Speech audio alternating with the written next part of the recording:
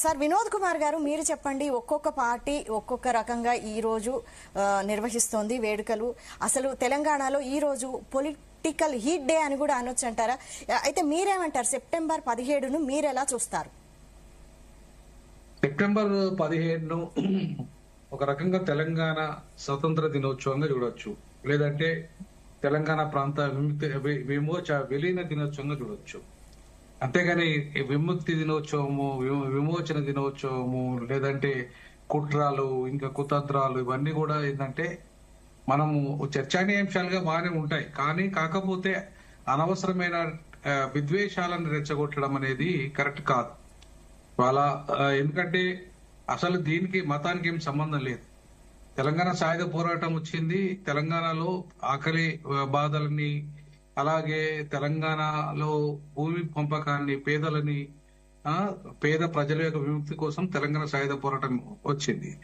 అలాగే నిజాం నిరంకుశిత పరిపాలనను విముక్తి చేయడానికి వాళ్ళ రజాకార్లని, ముఖ్యంగా రజాకార్లంగానే ఒక ముస్లింలని మనం అనే బ్రహ్మల్లో చాలా మంది ఉన్నాం. కానీ రజాకార్కి కాసిం రజవీ ఎంత ఇంపార్టెంటో మనం చర్చలో ఈ తెలంగాణ పటేలు దొరలు కూడా అంతే ఇంపార్టెంట్. ఇప్పుడు వీళ్ళు కూడా ఒక రకంగా కాసిం రజ్వీ వారసత్వ వారసులే, అది ఇస్నూరు దొరలైనా సరే, మిగతా వాళ్ళైనా సరే. సో ఇవాళ చరిత్రను వక్రీకరించడమే అవుతుంది. నిజాము నిరంకుశ పరిపాలనకు విముక్తి జరిగింది సెప్టెంబర్ 17 అంటే మరి 56 వరకు కూడా ఆయన రాజు ప్రముఖగా ఉన్నాడు.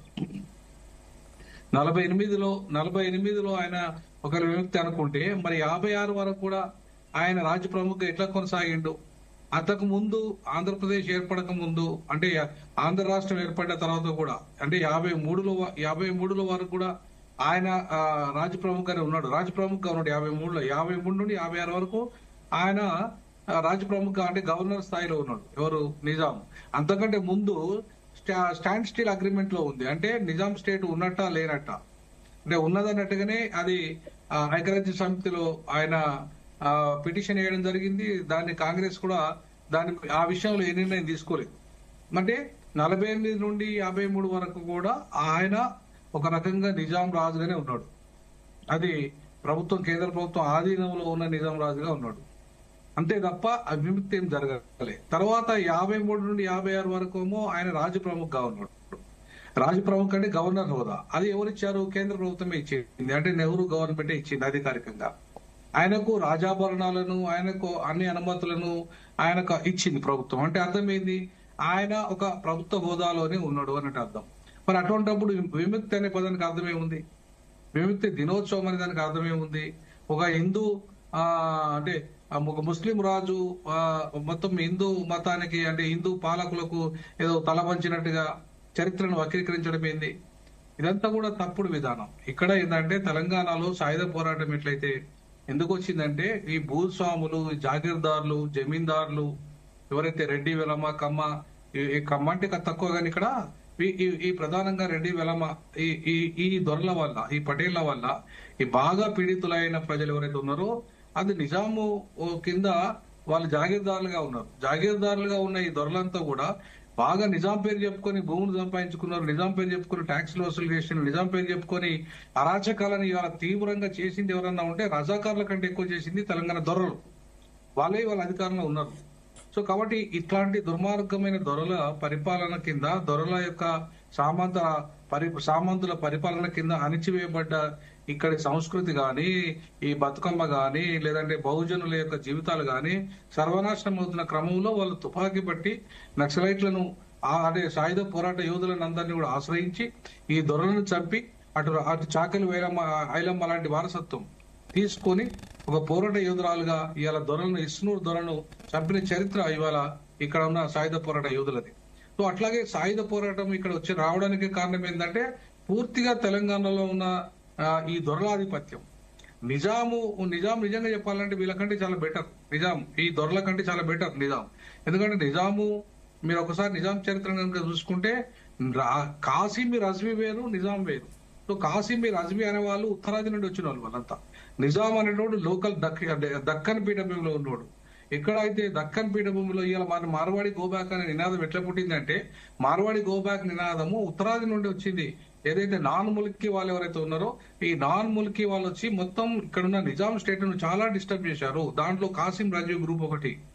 కాసిం రజ్వీ గ్రూప్ అంతా కూడా మతతత్వాన్ని ఇవాళ బీజేపీ లాంటి మతతత్వవాదులు ఒక రకంగా కాసిం రజ్వీ రూపంలో ఆనాడు మైగ్రేట్ అయ్యి వచ్చి ఇక్కడ ఉండి ముస్లిం రాజును చాలా డిస్టర్బ్ చేసిన చరిత్ర ఇవాళ కాసిం రజ్వీది. కాసిం రజ్వీ ఇవాళ AM all India Muslim league ఏదైతే ఉందో వాళ్ళ వారసత్వం నుండి వచ్చిందే ఇవాళ ఈ అసదుద్దీన్ ఓవైసీ పెట్టిన పార్టీ. సో ఆ కాసిం రజ్వీ వారసుడైన అసదుద్దీన్ ఓవైసీ ఆ పార్టీని ఇవాళ సపోర్ట్ చేస్తున్న కాంగ్రెస్ పార్టీ అయినా, సపోర్ట్ చేస్తున్న బీఆర్ఎస్ పార్టీ అయినా ఇవాళ మీరు మరి కాసిం రజ్వీ వారసులా మీరు ఎందుకు సపోర్ట్ చేస్తున్నారు వాళ్ళను? మరి అటువంటిప్పుడు ఇక్కడ పార్టీ వాళ్ళు స్థాపించిన పార్టీ, కాసిం రజ్వీ స్థాపించిన పార్టీ అది. సో ఆ పార్టీకి ఇవాళ మీరు సపోర్ట్ చేసుకుంటా ఇవాళ విముక్తి అని, విమోచన అని దాన్ని రెచ్చగొట్టుకుంటా బీజేపీ ఎంఐఎం ఉత్తరాదిదే, బీజేపీ ఉత్తరాది పార్టీ. సో ఈవెన్ కాంగ్రెస్ ఉత్తరాది పార్టీ. ఈ ఉత్తరాది పార్టీలు అంతా కూడా వచ్చి ఇక్కడ వచ్చి మొత్తం తెలంగాణలో నిజాము లోకల్ దక్షిణాది వాడైన తెలంగాణ ఆయన వెరీ సెక్యులర్ 400 సంవత్సరాలు పరిపాలన చేసి కూడా ఒక మత ఘర్షణకు దారి తీయలేదు. ఆయన హయాంలో అన్ని కులాలకు సంబంధించిన వాళ్లకు ప్రధానమంత్రి స్థాయి పోస్టులు హిందువులకు ఇచ్చాడు, క్రైస్తవులకు ఇచ్చాడు, చర్చిలను బాగు చేశాడు, రామాలయం బాగు చేశాడు. ఆయన అన్ని రకాలుగా అన్ని వర్గాల ప్రజల్ని ఆదుకున్న చరిత్ర ఆయన నిజాంది. అట్లాంటి నిజామును మొత్తం నిరంకుశం నాయకుడిగా, నిరంకుశం మొత్తం వాది ఉండొచ్చు కాక ఆయన హయాంలో ఈ దొరలు, ఈ పటేళ్లు, ఈ రజాకారులు చేయబట్టి ఆయన చెడ్డ పేరు వచ్చింది తప్ప స్వయంగా నిజాము అంత చెడ్డోడేం కాదు. ఎందుకంటే అంబేద్కర్ చాలా సందర్భాల్లో నిజాం అంబేద్కర్ ఉస్మానియా యూనివర్సిటీ రూపకల్పనలో కావచ్చు, అట్లాగే మొత్తం దళిత ఎడ్యుకేషన్ డెవలప్మెంట్ లో కావచ్చు, అట్లాగే విశ్వవిద్యాలయాలు, ప్రపంచ విశ్వవిద్యాలయాలను ఇక్కడ దిగడం కావచ్చు, మొత్తం ఇలా ఉస్మానియా డెవలప్ కావడానికి కారణం ఉస్మానియా యూనివర్సిటీ కానీ మెడికల్ ఇన్స్టిట్యూషన్స్ అన్ని కూడా ఫారెన్ నమూనాల నుండి వచ్చినాయి. చరిత్రను వక్రీకరిస్తున్నారా రాజకీయ పార్టీలన్నీ కలిసి?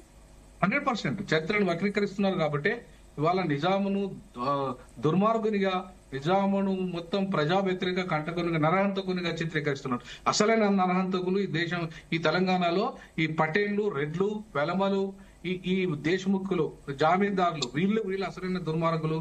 అలాగే రజాకారులు, ఉత్తరాది నుండి వచ్చిన రజాకారులు అసలైన దుర్మార్గులు. కానీ దక్షిణాది పాలకుడైన నిజాం గాని లేదంటే ఇక బహుజనులు గాని కాదనే విషయాన్ని మనం ఇక్కడ గమనించాలి.